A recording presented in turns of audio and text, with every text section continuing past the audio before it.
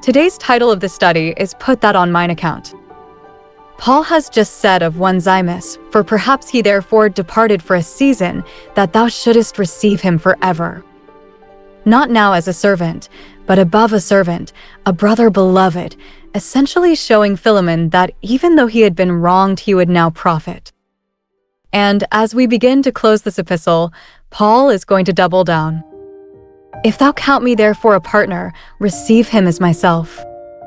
If he hath wronged thee, or oweth thee aught, put that on mine account.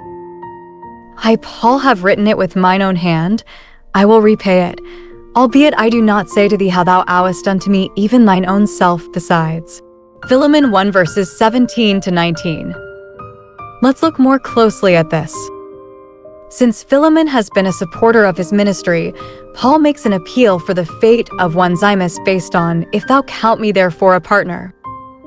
And that appeal on behalf of Onesimus is that Philemon would receive him as myself. Paul is asking a lot here. After all, Onesimus is a runaway slave who has stolen and defrauded Philemon of much value. In terms of Rome's legal system, Philemon would be within his rights to demand that Onesimus be executed. Yet Paul calls upon Philemon's feelings toward himself as a partner and entreats him to accept the return of Onesimus, now his brother in Christ, as he would Paul himself.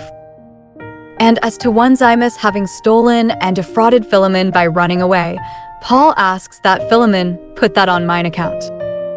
And even more than this, as Paul says of any loss on the part of Philemon as regards Onesimus, to impute and charge to, or put on his account as in a debt owed to Philemon on the part of Paul. Beyond this, Paul notes of this debt to which he agrees that this letter, can be essentially considered a promissory note, since he states, I, Paul, have written it with mine own hand. I will repay it. You begin to get a true sense here of just how greatly Paul values Onesimus. Finally, of any loss on the part of Philemon, Paul reminds him, albeit I do not say to thee how thou owest unto me even thine own self besides. So, from this we can assume that Paul was the one who preached the gospel to Philemon by which he was saved, a debt of great magnitude by comparison. Here we have on display just how valuable is the salvation of anyone, both shown for Onesimus and for Philemon.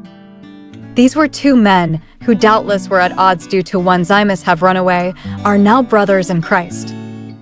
When worldly values are placed into the context of eternal salvation, there is simply no comparison.